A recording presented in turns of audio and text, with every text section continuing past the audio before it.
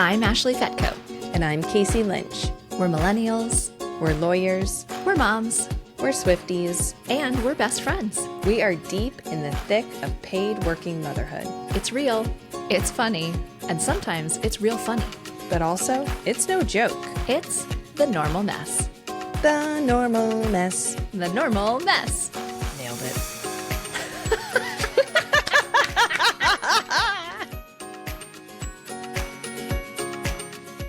Welcome back. It's season 2. We're here. Casey, it's happening. Season 2 of The cannot. Normal Mess. The normal mess coming in hot. And we have a name for ourselves now. I wish we had. This is where, have you seen those podcasts where they have like the sound effect machine where there'll be like press a button and then there'll be like a drum roll that's like, Yes. I wish that we had that. So instead Me I'll just too. go, I'll do the drum roll and then you say it. Ready? Okay, you ready? Messy Besties. Messy Besties for the win. I love Thank it. you It's so much cute. to everybody for voting. It was so Yes. fun to see. Messy Besties was the clear winner. Like it was a By runaway. far. Runaway in the voting. So it was a landslide. And shout out to Heather, whose idea that was. Thank you. Love it I so love much. it. Hi, Heather. It's so Thank cute. you. Yeah. Yeah, it's all the things. So Messy Besties, settle in. Season 2 is coming at you. Season 2. We're also instituting a pretty big, like, podcast altering change in the frequency in which we distribute our episodes. We used to do them last season. They were every other Thursday. Now, this season, we're really big on the drum rolls this episode. Casey, drum roll, please. Every week. Weekly. The Normal Mess Weekly will come to you this season every single Thursday. Yay!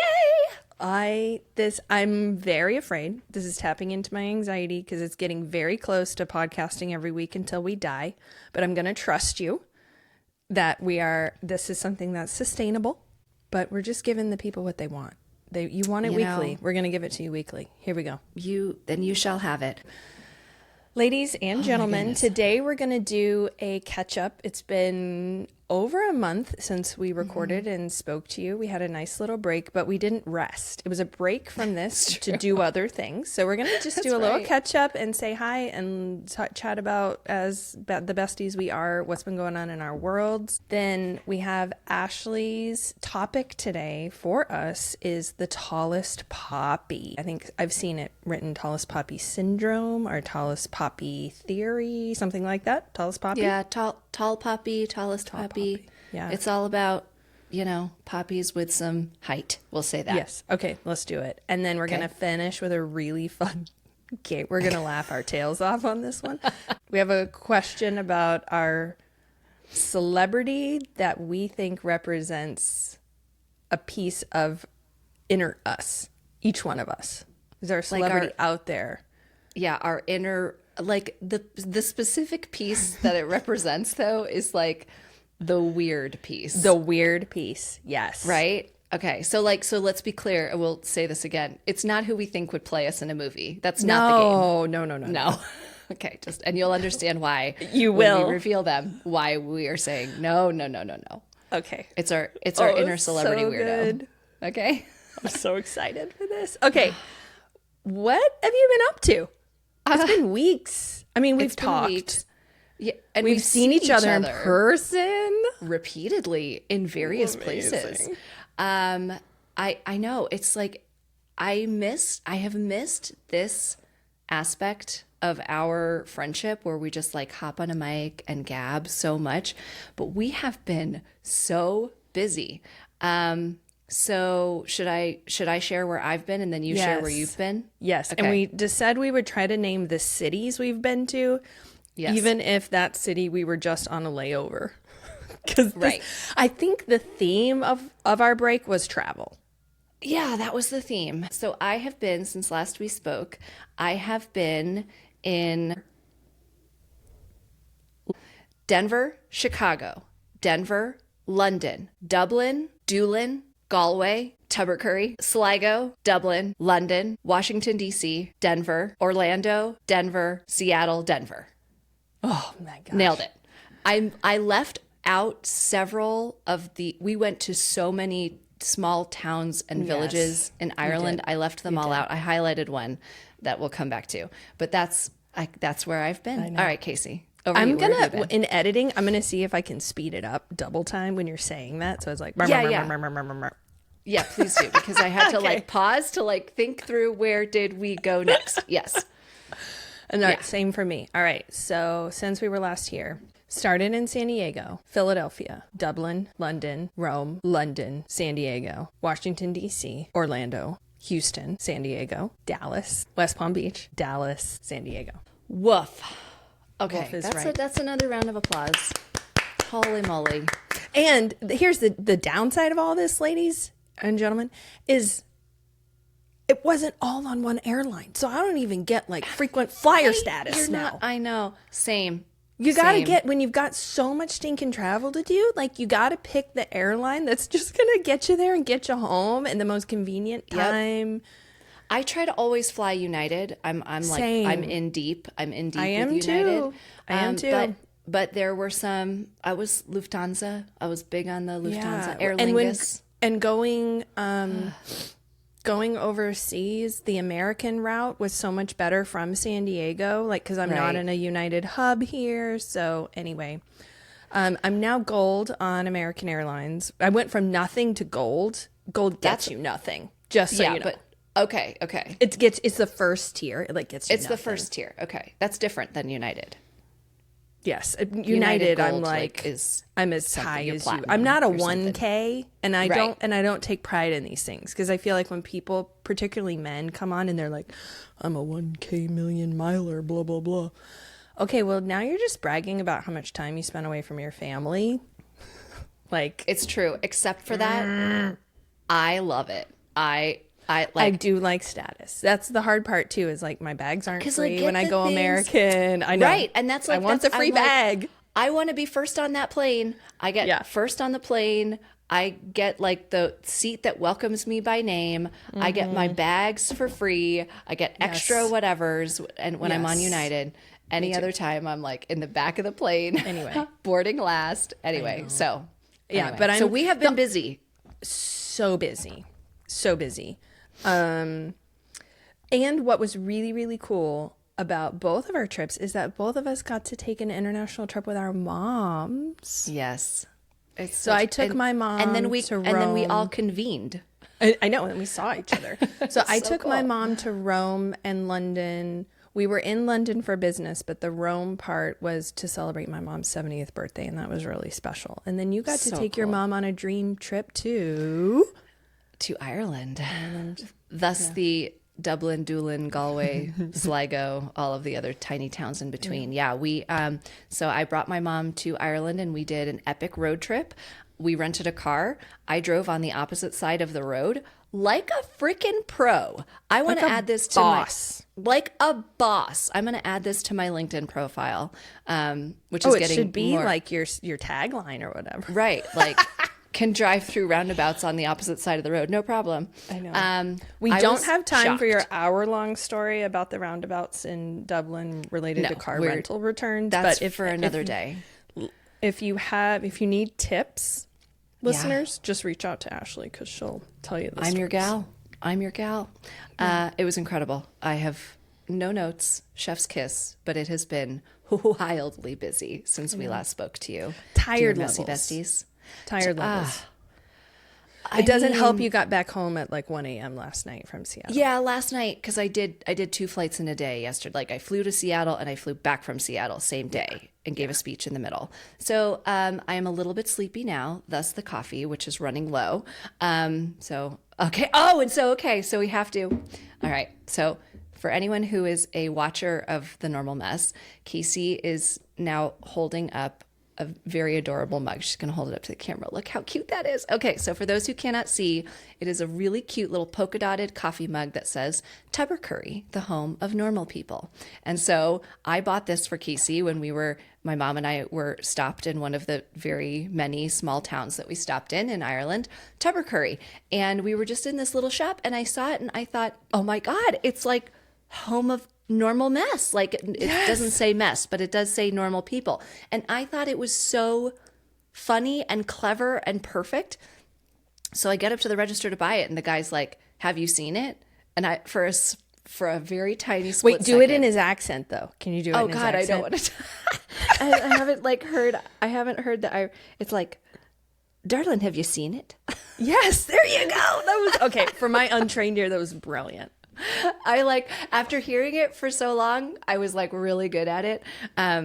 He was like, have you seen the show? And I was like, for a very tiny split second, I was like, does he somehow know about our podcast?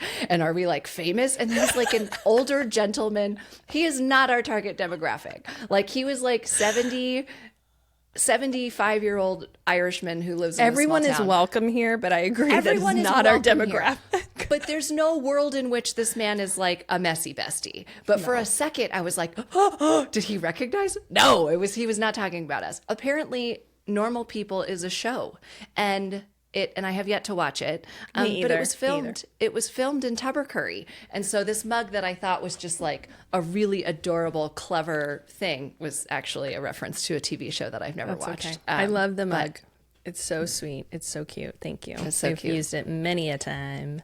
And I have I've written a couple of things on that beautiful notepad, like pack of paper that you got me from Rome. So I don't have it here. Otherwise I would show it, but it's beautiful. Amazing. So thank you. Yeah, so we have been busy. And I have one other piece of news that I would like to share with our listeners. Yes. Okay. For those of you who are OG Messy Besties, you may remember that our first episode ever of The Normal Mess was called The Busy Trap. And we talked about the trap of busyness that is this is a problem for both of us, but really it stemmed from my busy brain. Okay, I have groundbreaking news. I may have discovered a hobby that helps me quiet the busy trap. And here's where I want the drum roll. So like, no. It's embroidery. It's hand embroidery. Wow. It has been, which is something that you have done, Casey, but I didn't fully. I feel like you did that. I feel like you had one of the kits with you at some point when we were doing something. I remember you being like, oh, I have my little like stitching kit that I'm going to do. Did you do the same kits that I am doing now? The same brand. I haven't done the bike brand that you did, but okay. Yes. So Clever Poppy, for anyone who's like curious about trying out embroidery. I have never done any kind of like, is it like a handcraft? What do you call these? I wish I knew because like fabric. Yes, fabric craft. It's like a resurgence. There's a resurgence of these amongst millennials and Gen Z. Mm-hmm. And I've never done anything like that. But an Instagram ad got me and I was like, okay, well, there's step-by-step videos. I'm not so intimidated. I'm going to try it. I am addicted. It has been so fun. I completed my first pattern and I kid you not, I think maybe because it's like you have to be super focused on what you're doing. Like it requires that but you can also like have a show on, like there's it's or listen kind of like or listen to the normal mess. Right. If you wanted to. I mean, who are we to stop you from doing that? And I think it's like also because I'm still learning there's just so much, like so many stitches to learn.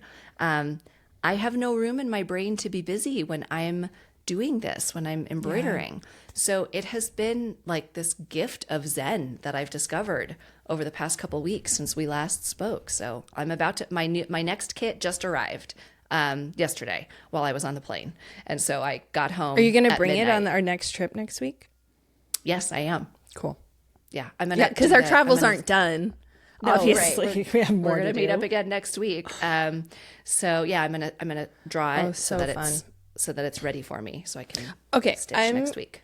I'm going to pull in Ashley Fetko and I'm going to do a Google real quick. Okay. What do you call embroidery? Fiber arts or textile arts? Okay.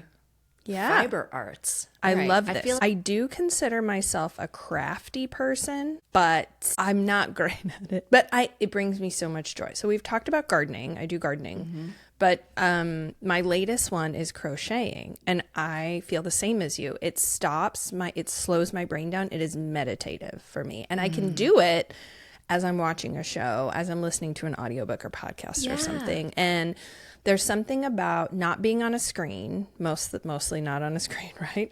And you're forced to be quiet. You're not multitasking. Every single bit of your focus has to be on that thing you're doing right now. And when I was young, I started if we're talking about fiber arts, the very first thing that I learned to do was make friendship bracelets out of embroidery thread, and I did that too. I do remember heck that. out of friendship bracelets, and I really think as a little kid with anxiety, it was so fun to do. It was so satisfying to see this beautiful thing made at the end. I sold them for a period of time. Talk about budding entrepreneur, but loved I it. didn't know that about you. Yeah, I and did so that too. I remember that too. I had a big tin that had all of the little threads. I didn't think about that until you. I must have been like 7 through 9. Yeah. You know, I was like loved it. Then there's I've done like making jewelry for a while with beads and stuff. That was super fun. It's kind of a family tradition to do crochet. So I learned how to do crochet, but then I was like, oh, maybe I want to knit. And then I learned knitting. Okay, knitting is way harder. And knitting is way impossible. more time. I mean, I can do try- it and I have done it, but it's not as satisfying because it takes so many hours to get one little thing done versus crochet. You're like, bada bing, bada boom, like it's done. So I'm back in crochet full force. I've made gifts for crochet in 2026. Yes, you sent me hot pads. Yes. That match my kitchen. They're beautiful. Happy I love birthday. them. Thank you. And I feel like there's something kind of special about giving a gift that you've handmade. Totally. Particularly, Yeah. it's kind of it's so cheesy. true. Like you didn't spend a ton of money on it, but you spent a lot of time. Yeah, I don't think it's cheesy at all. It's the same thing. Like this morning, Ash made me my coffee, which he does frequently. And I much prefer it when he makes it because it tastes better. And it's like, when someone makes you a sandwich or makes you a cup of coffee, like this is where it gets cheesy. Like you can taste the love and it's like better. It just tastes better. It's the same thing when you get a gift, right? Totally. Yep. So I will report back on the embroidery, but I am on it. Maybe I'll post a picture of my completed thing. Oh, it is please very, do. It is very far from like it's not good, but it's like, but I think it's beautiful and it's been like really meditative and fun for me. So I'll share because it's like it's All very about cool. it. All right, so we are full advocates for the fiber arts. Yes, I didn't Go know out that and that's find what something. we were It's a advocating. thing. It's a thing. Fiber arts. If you have any questions, if you want to share your passion for something in this realm of craftiness, reach out because we love it. My sister-in-law, I just saw her and I pulled out my crochet and she was like, should we welcome the grandmother to the table? And we all had like a major laugh over it. But I don't care. It's an old lady hobby. I'm all in. You know what? Old ladies are onto stuff. They know. really They are. know. They know where it's how at. it works, right? So let's Totally. go. I'm all in on the granny crafts, otherwise known as fiber arts. Although maybe I prefer textile arts because fiber arts makes me think of like getting enough fiber so that you're regular, Oh, interesting. Okay. which is like another Okay. granny thing. So I'm gonna maybe call it Textile textile arts because that's just where my brain goes. I support it. Okay. Okay. Ashley, you introduced me to the concept of tall poppies and the tallest Yes. poppy. And we're going to dive into it today. We've hinted on this topic in season 1. But we've received a lot of feedback from women when we've even hinted at this topic that I think you agree it's actually worth a full episode now. So can you tell us what is the tallest poppy theory or syndrome? So tall poppy syndrome is it technically I think originated in, I don't want to say originated, but it became popular or worked its way into the lexicon in Australia and New Zealand. I Googled this. And I wanted to ask about this because before you told me about it, I had never heard of this. And I'm like, is this an is this Is come this an up Ashley somewhere thing, or is else? this real? No. I believe it's you, but it's not like, like I feel like there are so many American terms for the issues we face, but this is not one that it's commonly used. So anyway, keep going. I think it's getting more common. More It people is. are writing and talking It's growing about in it. traction. Yeah. But it grew. I don't really know why. It was in the 1980s that it became popular as a topic, as a concern or a phenomenon in Australia and New Zealand. But the actual origin of it's believed to have originated from an ancient Roman anecdote that was recorded by the historian Livy. And this is what it was. King Tarquin the Proud metaphorically advised his son to eliminate the most elite citizens in newly conquered cities by cutting off the heads of the tallest poppies in his garden. Yeah. So That was very, if you're just listening right now and you can't see my face, I made a disgusting face. yeah. That is brutal. So the story goes that his son asked him, okay, well, what do we do with these elite citizens now that we've conquered these new, that makes sense. cities? And he picked up a scythe or a hook, and without a word, just chopped the heads off of the tallest poppies in the field. So that is kind of where the phrasing, I guess, stems from. And the idea or the theory is that as a society, and then we're going to drill down and talk more specifically about women, because there have been studies, I did look this up, documenting this phenomenon as being more acutely affecting women than men, although anyone can be prone to the tall poppy syndrome. What it is that we as a society are not comfortable with any one person reaching too much success, getting too tall, getting too big for their britches. And so when someone reaches a certain level of visibility and success, they are chopped down, either. And there's a lot of ways that this happens depending on the context, whether it's workplace, friendships, relationships, where their success is undermined, if not outright threatened. They are ostracized, they are excluded, they are picked apart, and it's intended to sort of really to cut them back down. And so there's a lot about this, I think, that centers on Mean Girls and on girl crime, so to speak. So yeah, I mean, so that's what it is. Women versus women bullying is very real. It is super without real. a doubt. Without a doubt. I've thought, hey, why in business are we treating each other this way? Why at work are we treating each other this way, where we're competitive with each other and cutting each other down? And at the beginning of my career, I used to think, so I mean, this was 20 years ago, right? I'm thinking, well, for the women who are doing it now, they're, at that time, they were in their 40s, 50s, etc. Okay, when they were coming up, I think it was true that there was perhaps only room for one woman at the top. Right. And so they had to, they felt like they had to treat each other and be as competitive with other women so that you would become the tallest poppy. So you would get the promotion because there was only room for one of us. Mm-hmm. But that's not a thing anymore. And if it is a thing anymore, leave that job immediately. I think it's this historic scarcity mentality. Don't you? Yeah. What do you think? Yeah, I agree completely.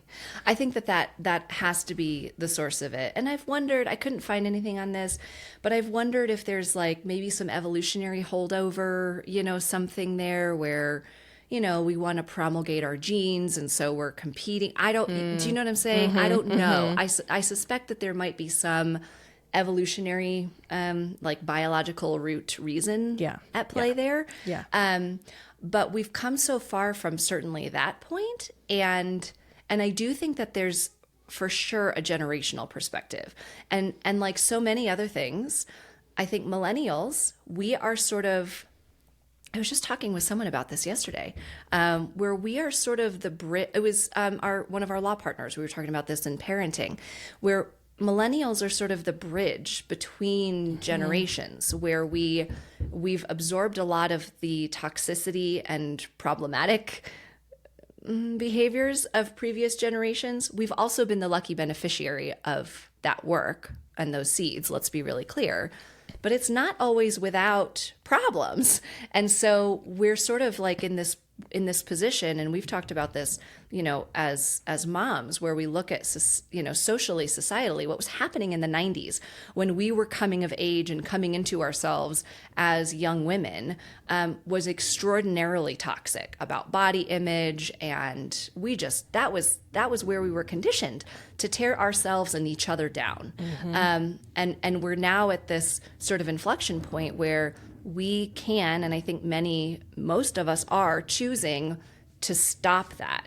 We've been on the receiving end of the tall poppy syndrome, and while it's impacted our thinking and impacted, or informed what our immediate response to situations might be, we are doing a lot of, at least I am, and I know you are, and most of our girlfriends, doing a lot of introspective, active work to stop that, so that we're not continuing that cycle. Completely.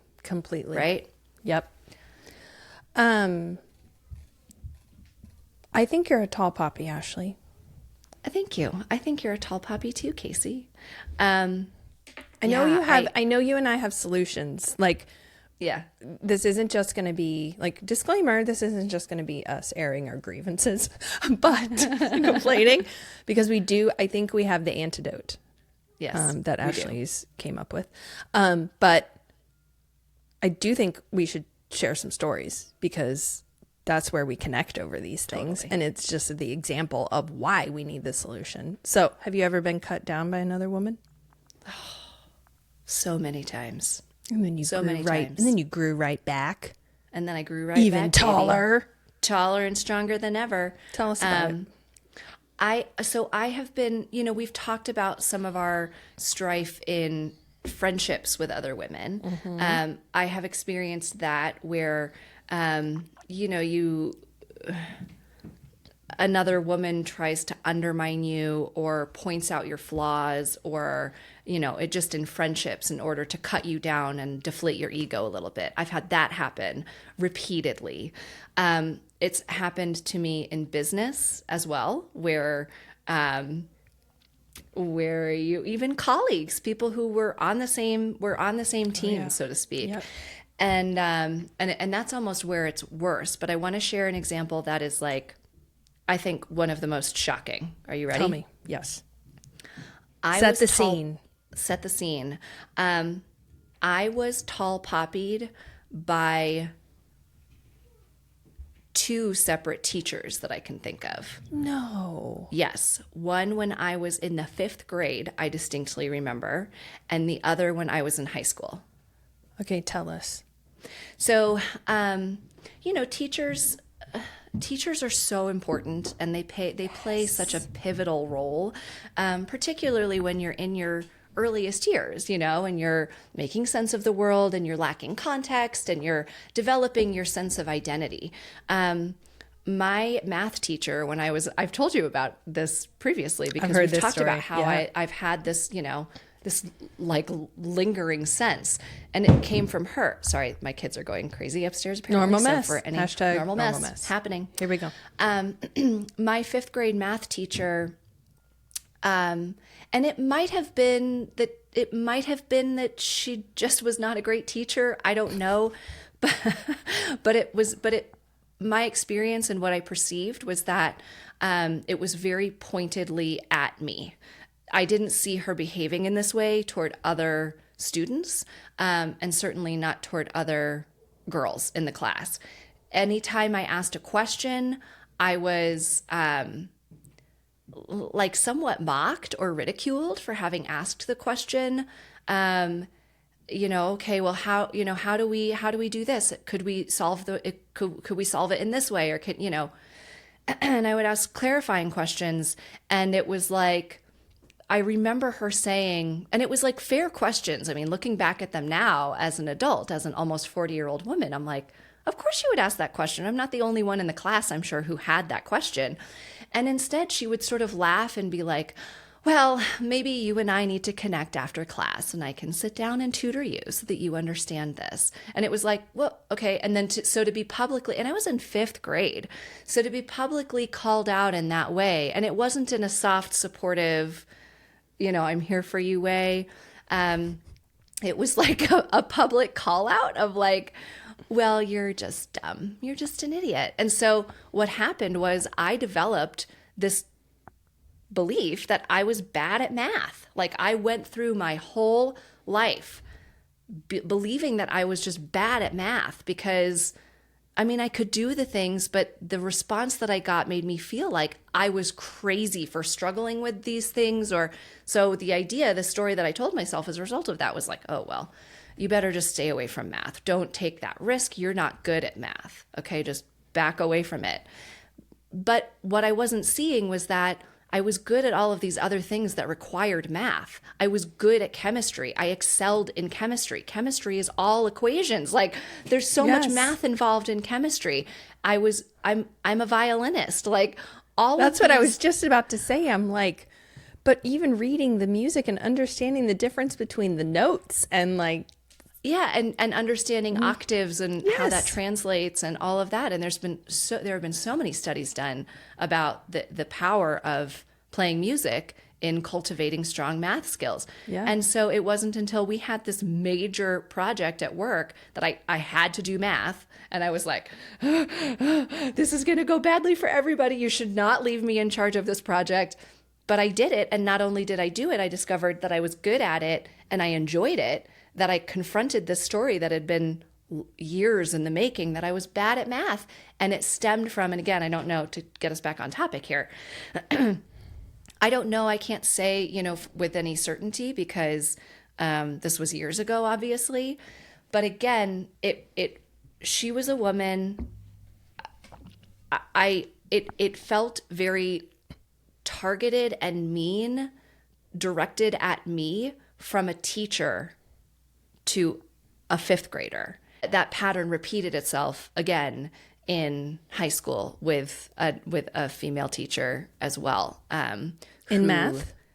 In science. And that one was not just at me. I sensed any other girl, and I went to an all-girls school, any other girls who looked like me or were visible in the same way seemed to be on the receiving end of some torment. And I talked to my mom about it, and she was like, well, that's girl on girl crime. I don't think that those are the words that she used, but it's like, yeah, there's no reason that a teacher would be this pointedly coming after you. Right. Their job is to teach. Yeah, she acknowledged that's what that was. Right. Yeah. When things like that happened to me, so I didn't have a teacher scenario that I can remember. Nothing's coming to mind. But when things would happen to me with my peers and my classmates when I was young, my mom would say, yep, that's what it is. And let me just tell you, like, it continues on into adulthood. And the games that they're playing in 2nd, 3rd, 4th, 9th grade, they don't get much more sophisticated. It's the same thing. And it kind of is. Yes. Now I'm 40 and I'm like, yeah, she was right. When I look back over what's happened to me, I'm finding this theme that it's directed at my appearance, attacks on my body and my physical appearance, because I think a lot of the times people didn't have visibility into the work I was doing. I think there's been a theme among women for a long time, and I think I've come out of it now that I'm 40, I'm middle-aged. But when I was getting promotions in my 20s and early 30s, one woman just straight said to my face, well, maybe if I was blonde and a size 2, then I would get promoted too. Like implying that it's not on my merit, it's based on how I look, and that my promotion's meaningless. It seems like that's the easy thing, as much as, to your point on being millennials and raised in a really toxic, media and society around women's bodies. Mm-hmm. As much work as we're doing to overcome that, that's still like the target area. That's still where so many women go after each other. And now it's like, I mean, I've had women in the years where I was pregnant or you know, trying to get back to myself in those postpartum years, like, and I'm 5 years after my first and 3 years after my second. I'm just now starting to feel a little bit more like myself. It's been a long time, but in those years where I was carrying extra weight and I was breastfeeding and like all of those things, women would then point at how skinny they were compared to me in ways. Yeah. It's a comparison thing. And it's like, we can't all be beautiful, or we can't all be brilliant and successful. Like, if you're brilliant and successful, it must mean that I'm not as brilliant and successful as you. Or you moving up the ladder means I have to then move down that ladder because it's a zero-sum game. Or if you're beautiful, it means I'm not beautiful. Let's compare our beauty to each other. And it's like, no, it's just. And you know what I sensed too? Because I had the same experience. Even when I was pregnant with my first in particular, because I gained a tremendous amount of weight. We were going through IVF. There's just a lot. There's just a lot that happens in the lead up. And I gained a lot of weight during pregnancy. And during pregnancy, women said things to me about how I was carrying the weight, how much, which is like, first of all, when did we decide as a society that women's bodies are fair game for conversation? My body is not up for debate. It's not up for conversation. I am entitled to the space that I take up because I am a human. It just is so strange to me that we think it's okay. And I obviously, in the way that I'm saying this, I don't think it's okay that we just move through the world commenting on women's bodies. It's just that's a bizarre thing to me. And then that's the thing that's chosen as the sword. Correct. And or to stick the sword. Like, that's the topic that's used to prod each other. Which is, what does that say? What that says to me is it's the most accessible way to harm another woman, which says something about how our society determines a woman's worth. Mm-hmm. Yep. And I felt in those moments when because it was normally people who I knew who were, making comments about like my weight or the way that I was carrying or whatever. And it felt to me like I finally gave you some ammo, didn't I? Like, you've been waiting for me to trip and fall. And now, now that you can't tell if my butt is pregnant or my stomach is because it's just everywhere. I'm just carrying it everywhere. Like, now there's something for you to comment on. Right. And now you're coming for me. Right. And the other thing is that no one's ever tried to come at me for Tall Poppy because my work product wasn't great, or I had a stupid idea, or it's been body image, appearance, age, like I'm too young, I must not know, or that they've had a similar to age experience, like someone chose to specialize in something that I didn't, and I couldn't possibly know because I haven't had that specific professional experience. But not that anything I produced is wrong. Yeah. Or subpar. Well, yeah, 100%. And now that you're saying that, I can think of clear examples of exactly that same thing for me, where it's like it's which is what we've talked about. Like, oh, well, she doesn't deserve it. She got here because of look at how she looks. Mm-hmm. Like, of course, easy. And it's like, okay, but I'm also still a serious person who has worked hard. And might it be that I am here because I worked hard? Might it be that? But then there's this other thing that happens, to your point, where I almost feel like because we talk so much about imposter phenomenon, imposter syndrome, particularly with women, is it maybe also that women use that as a way to harm each other? Okay, well, I see that. Do you know, not only do you not belong here because you're only here because you're blonde and a size 2, which I've gotten that also, but then also I have this other very specific experience that you don't have, and you probably don't. You probably shouldn't be on the microphone right now, girlfriend, because I know more than you do in this way. Yeah. And it's like this preying on these underlying anxieties, our bodies, the way that we look, the way that we present in the world, and then this latent fear that if we occupy a position of visibility, of power, of success, we don't deserve it, and we feel that way about ourselves. And then this other woman comes in and confirms that, and chops us down.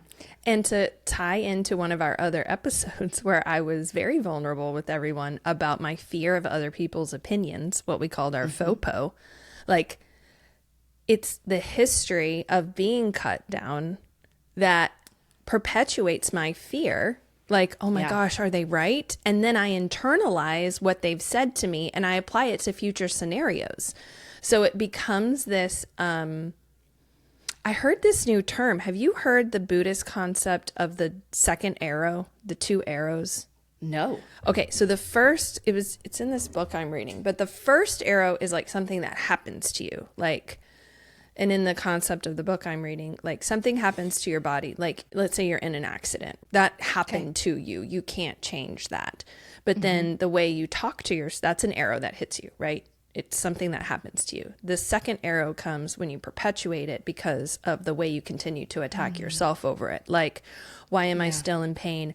I'm not getting better. My body is trash. I'm not strong enough. Like all of those second arrows you continue to do to yourself on top of it. So if in the Tall Poppies scenario, the first arrow is something someone says to you, perhaps in 5th grade when the teacher does it. But then the second arrow continues to come because you internalize it and you say it to yourself over and over and over again. And the theory is that the words that we say to ourselves have power. Like I've literally heard that our cells absorb what we say to ourselves in our mind. And we have to, when we have to recognize it, when we're shooting that second arrow at ourselves, we have to recognize it and then give it some grace and stop it. But put that's the arrow away. Put the bow and quiver away. Yes. Because it's a very, very nasty cycle. And even when we're doing the introspection work and being so intentional about how we interact with our friends and our colleagues, how we raise our daughters and sons, there's still that inner dialogue that might not be changing. And that's got to change too. That's so true. That is, I think you just nailed it. Like there's so much, I'm so intentional about so many things about the way that I'm impacting other people. And I want to talk about our friendship in a second too, because I think it's a good example. The way that I'm impacting other people or how I'm, behaving in the world, but that like inner conversation piece, I have to catch up on being intentional there too. I mean, I still I recognize when I'm in a, a harmful thought pattern and I will, pull myself out of it. But there's like this recognizing it sooner or recognizing when I'm towing the line there to like reroute it, It's so true. And the other thing too, like that I just want to say is when women cut each other down, that is internalized misogyny. Oh yeah. Like that is just straight up what that is. Yeah. Yeah. And let's just call out the beauty industry continues to benefit from us attacking each other's bodies and feeling like our bodies have to be better and different. Yeah.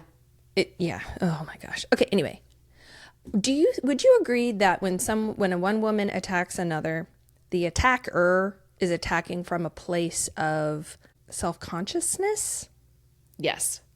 Is that the right term for it? I think or a so. lack of self-worth or insecurity. Yeah. There's this quote that I want to pull up. It's a poem by Nayira Waheed, who I love. I've read her stuff before. And it is called Unable. If you show someone the sun in your bones and they reject you, you must remember they hurt themselves this very same way. Yeah. Right? And I think that's what it is. I always have to kind of come back to that and remind myself of that, where you feel like, well, what gives? Back up. Like you get defensive and hurt and angry. You remember, if they're talking to you in that way or they're undermining themselves, that's what they do to themselves. That's what you're getting a glimpse of what their inner voice is sounding like. And that's actually really sad. You have to feel empathy for them in that moment, Yeah. That's the voice that they have to live with is themselves, the way that they talk to you or the way that they undermine or undercut you, right? Yeah. Yeah. I want to ask you, when you're on the receiving end today, what do you do? Like, what's your inner dialogue, or what? I mean, you just said you remind yourself of that gorgeous poem. Is there anything else that, like, in how you speak to yourself or even how you respond to them? Well, my initial reaction is,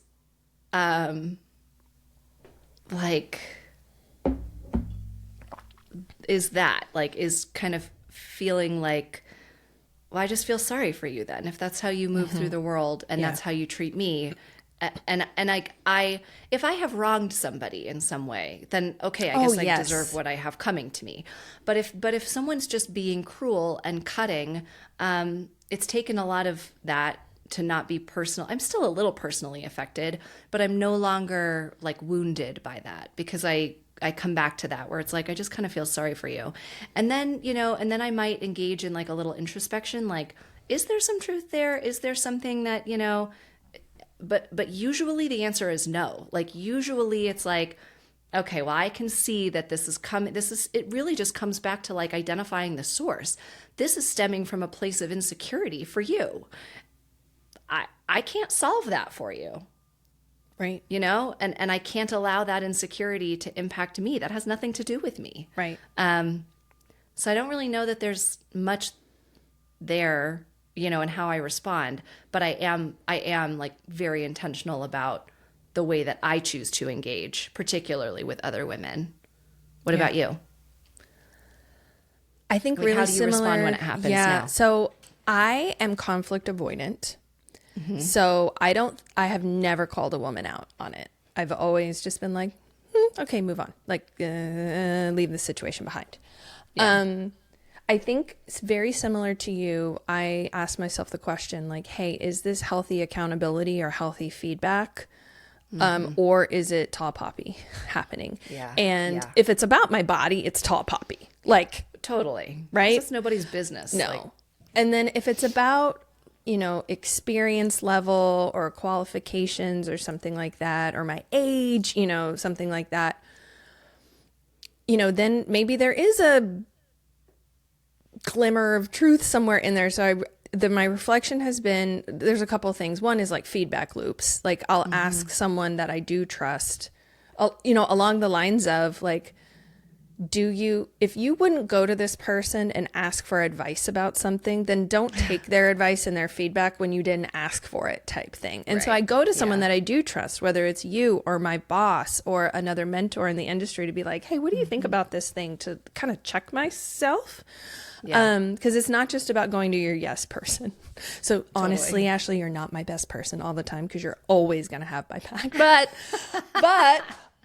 there's that. You radiate sunshine. What are you talking about? All that time. I know. Yeah. But the other thing, one along the lines of your quote around hope, I think about The Man in the Arena by Theodore Roosevelt, and how it's not the critic that counts, or the person who might stumble, right? But the person who shows up time and time and time again and wipes their brow and just keeps going, like, because you're putting it all on the line and you're taking a risk and you're giving it your all. Like, that's what matters. And when you do that, when you're that person striving, you are going to become the tall poppy. You are going to invite criticism, and that's just part of it. And you have to learn to tune out the noise. Yeah, that's so good. Yeah, I love that Man in the Arena quote. That's a good grounding reminder. I love it. I come back to it a lot in my mind. So should we start talking about the solution, the antidote? Yeah, give it to us. So we think that the antidote to the tall poppy is Hypewomen. Dun, dun, dun. Hypewomen, hype it up. So I want to be really clear. One need not be a woman to be a hype woman. Okay. We could say 1000%. hype person. Yep. Okay. Hype dudes, hype people. Hype dudes, hype men. But we're talking more about female relationships here, so that's why I'm using the term hype women. And I do feel like, just like everything in life, I really do believe that we can train ourselves to have grit, to be optimistic, to exercise gratitude, to be audacious. Like, we can train ourselves to do these things through intentional practice, and just do it. Just do it over and over and over again until it becomes second nature to you. So being a hype woman or being hype women, finding hype women, looks like just making a conscious choice to cheer loudly for other women. And this literally, when I have it, and it's something as simple as like, I like or love or amplify other women's social media posts. Mm-hmm. Yeah. And I do it. You probably, if you follow us on the talk, you've probably seen that. Like, I'll go on like liking sprees where I'm just like, like all of these, other moms or women out there who are, creators or whatever. If I can throw kindness and support and adoration around like confetti, damn it, I will. Like, that is how I am a hype woman. And I do it in other ways too, but it's like this, it's a conscious practice. And then once you do it enough, then it becomes, second nature, where you really do just, I want to see other women succeed. I do. That's part of my dream, is to see other women succeed too. It's not just to see me succeed. Like, because it would be really lonely and sucky at the top if there weren't a bunch of girlfriends that I could throw my arms around. I know. And you acknowledge there's room for all of us, and that one person succeeding does not mean you're not succeeding. Oh, exactly. We don't need to fight over the seat at the table. Okay. Let's just work together. Literally, like, I'll build a table with you that has more seats. Let's go. Yeah. I want you there too. Other women, not just you, Casey, but like, obviously, that's what being a hype woman is. And I know that that's probably like maybe oversimplifying it, but if we just all actively chose to be hype women for each other, first of all, looking at some of the research that I did on Tall Poppy syndrome, there have been studies that show specifically that women are more targeted and experience more acute struggles or challenges because of Tall Poppy syndrome, where there have been multiple studies done with focus groups, looking at this, but looking at how that type of behavior, how Tall Poppy can harm women specifically, is this. Not only does it result in lower self-confidence and higher rates of depression and everything else, but women are also less likely to actively pursue success and to take risks, which is one of my favorite topics, is risk taking, to take risks to achieve success when they are concerned or worried that they will therefore, if they reach success, they will be met with jealousy, belittling, or social isolation. So success, this is a quote from a Forbes article, success itself has become a psychological risk factor for many. Mm-hmm. So if we want to counteract that, and we want to if you succeed, I succeed. Truly, I believe that. We have to actively be hype women for each other. That's the only way through, I think. 1000%. Oh my gosh. May I tell a story related to this? So please. One of, it's such a beautiful example of this is, one of our bosses, has a daughter. His oldest daughter is graduating from undergrad this year. And I've had the privilege of knowing her for 13 years, and watching her grow up in sports and academics. And I mean, just like straight A student, like wonderful intellect. She's brilliant. She's so hardworking.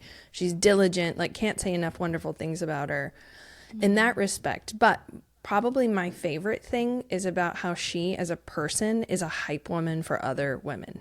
And I watched her do this in high school, where she was a volleyball player, and she's very tall. So she's literally a tall poppy, right? But she's a volleyball player. And like, was at the time like the ultimate hype woman on the court. And like another woman, like, cause it's an all girls team, right? So another teammate would like make a mistake or slip and fall, or like not get it over the net, like make a foul, whatever they call them in volleyball. I'm sorry. And she would be like, it's okay. You got this. Next time, get right back up. Like while they're on the court playing the game, and then every time another player did something amazing, she's walking over, giving high fives. Like, so it didn't matter if somebody did something amazing. She was saying, yes, let's go. It didn't matter if someone slipped. She was literally pulling them up, would walk over and like grab their hand and pick them up and be like, you got the next one. Don't worry about it. I would have done the same thing. Happens to all of us. Like, had these one-liners that was just like, would keep the team going. I never had that in high school in any aspect of my life from any friend. And it has only been my late 30s, well, I guess since our friendship, and then it's developed more into my community, that I've even had it in as an adult. And I just admired that she had that at such a young age. And of course it's parenting, like, clapping thank you to her parents for teaching that. And it's her own character and who she is living into those values. But that's what it's going to take to change. And it's contagious too. Yes. When you see it modeled, women, you receive it too. You receive it because you see how good it feels and how much it lifts you up, and you want to pay it forward, and you want to keep that cycle going. There's so much power. And I went to an all girls high school. I was in a sorority in college. I am a big and deep believer in the tremendous healing and supportive and nurturing power of female friendships. I have seen that over and over and over and over again. And when you pour into that, it could really, it could change the world. I have no doubt in my mind. It just, because it's electric, and that connection through girlhood and that uplifting, what you get from your girlfriends, it's unlike anything else. And it's not that it's, we get fed and we get watered by all of these different things in our lives. Yeah. But that can be such a grounding and supportive and nurturing space that we got to give it to each other. There's just nothing. It's so good. We have to do it. Yeah, I completely agree. And we do it, so I've had, questions, because I think we both are tall poppies. We occupy pretty visible spaces, like we're vocal and we're bold, and, we're achieving, and we're doing things, and we've had success, and we're driven, and all of these things. And then I've had people say, like, wow, it's so amazing that you guys are so, you're not ever in competition with one another. It just seems like you're rising together. And it's like, yeah, we've made a conscious choice to do that. You know what I mean?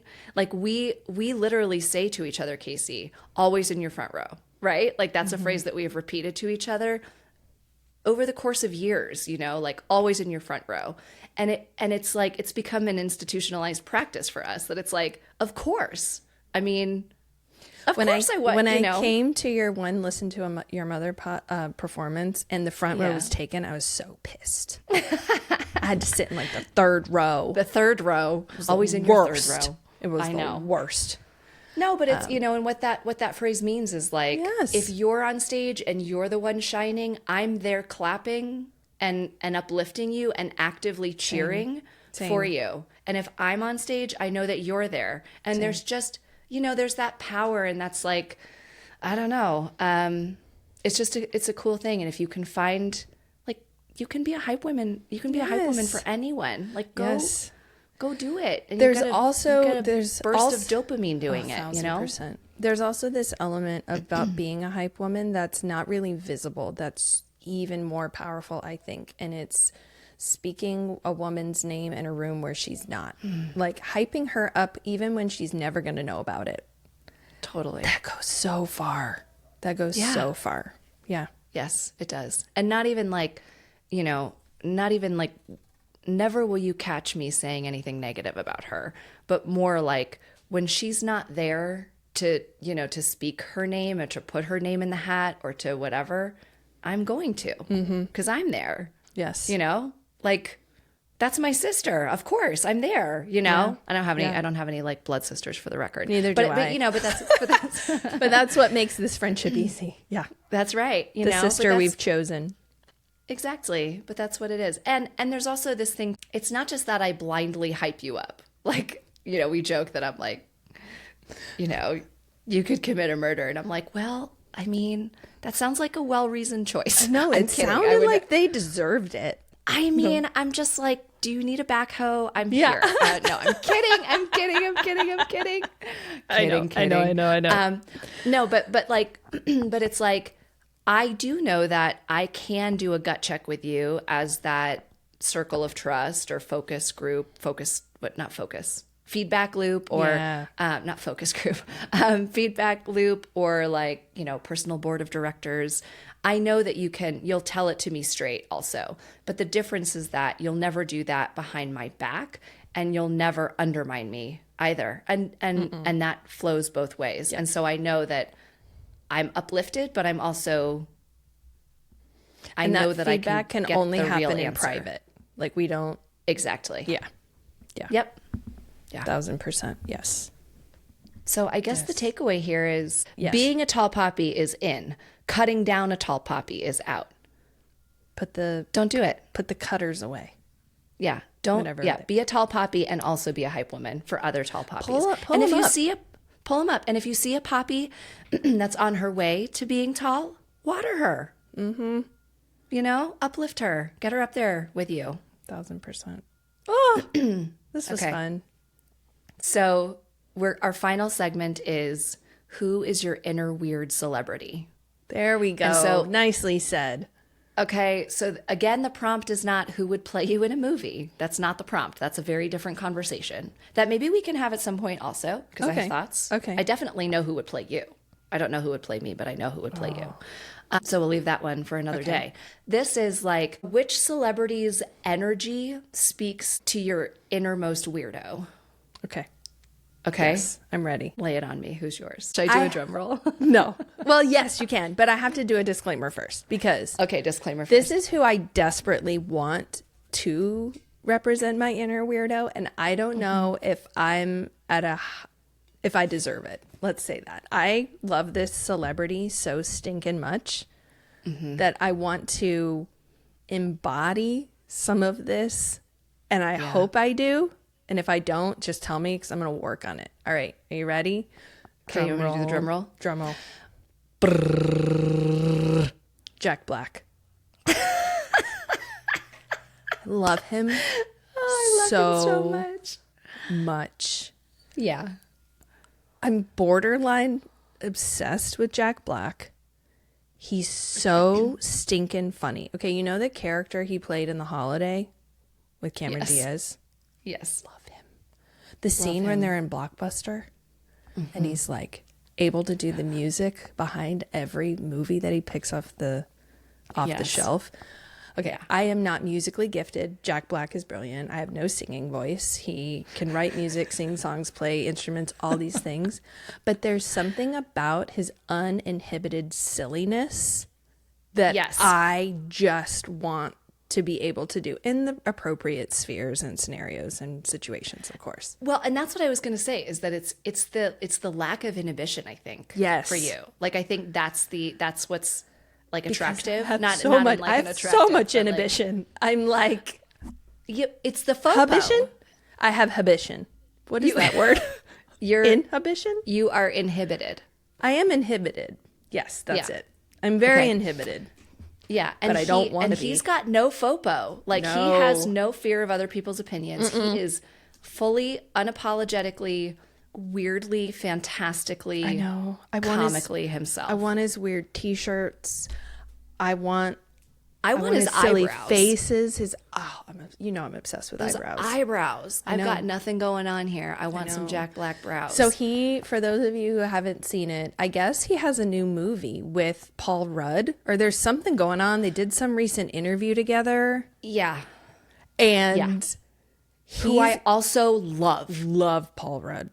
Love him. Oh my God. So freaking funny. I love him. Jason Bateman.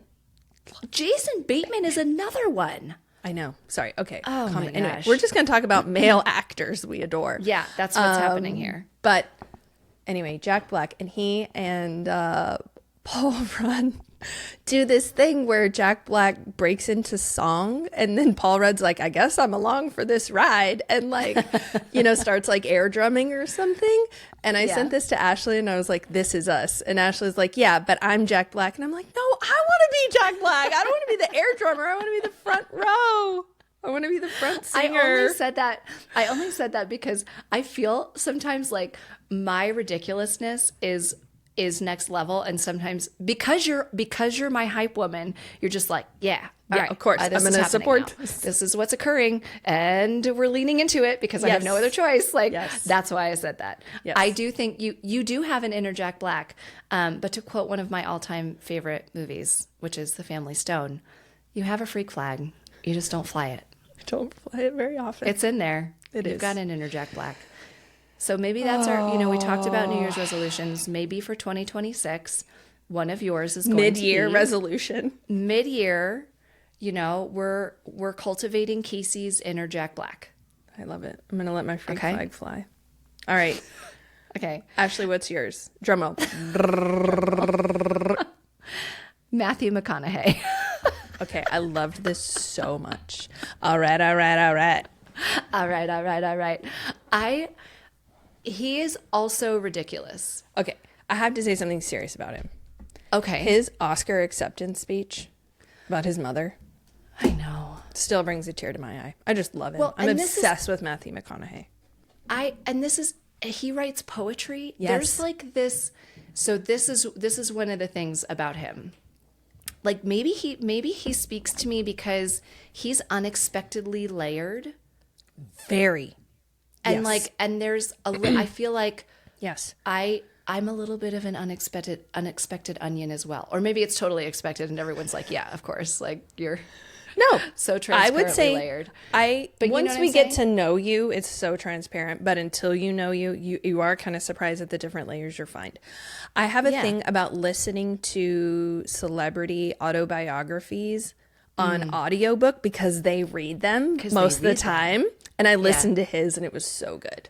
I haven't done that yet. Okay, you have to do that. So I know a lot about his life story. I know about the different eras of his life. And let me just tell you that I can identify the era of his life that I think is your innermost weirdo. It is the Austin, Texas. I just got chills. I don't know why I got chills. Okay, here's his era. It's the Austin, Texas naked bongo drumming in the middle of the night where the cops came. Like in his 30s. What does that say? I don't know. What does that say about me? But that's... How do you feel about that? Are you offended or are you honored? No, I love it. I feel I'm honored by that. I feel seen by that. He is so deeply weird and charmingly weird, but also profound in a lot of ways. And that's the thing. Like there's this complexity there and this profound and it's a self-aware profound, like, and a self-aware ridiculous. He knows the way that he present. I love him. And so I feel like I don't know if it's something that I need to cultivate. Like, I don't know that I need to engage in naked bongo playing. No, you don't. But I don't think that I do. You could let that freak flag fly in a clothed way.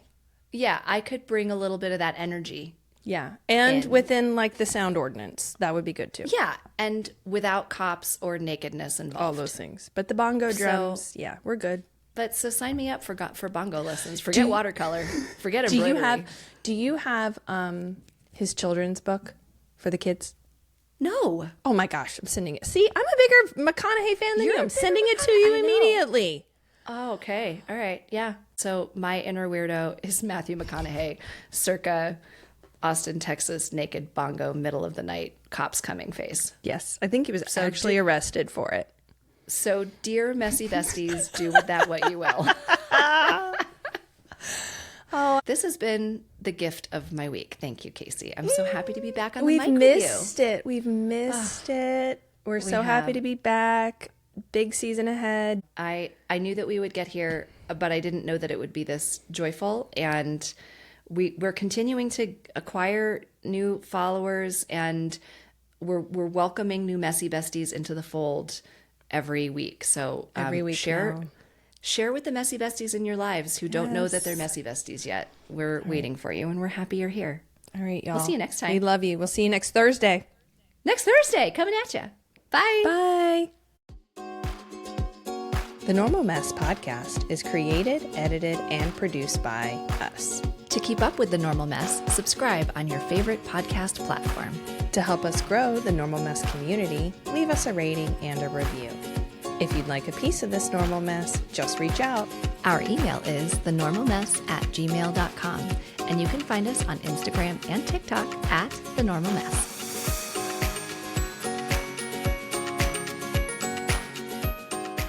I do have 4 beverages, including... Oh, let me turn it around. Oh, let me see. I told you it was coming. It's so good. Okay, when we talk about where we've been, because we're going to catch up on travel, I literally think we should list the cities we've been to, including layovers. Like, because it's insane. Yeah, it's true. Yes, let's do it. I need to make a list. No, but like, I don't know. Yeah. It's just like here to here to here to here to here, to here to here to here to here to here, to here to, and we're back. Yes. Yeah, I like it.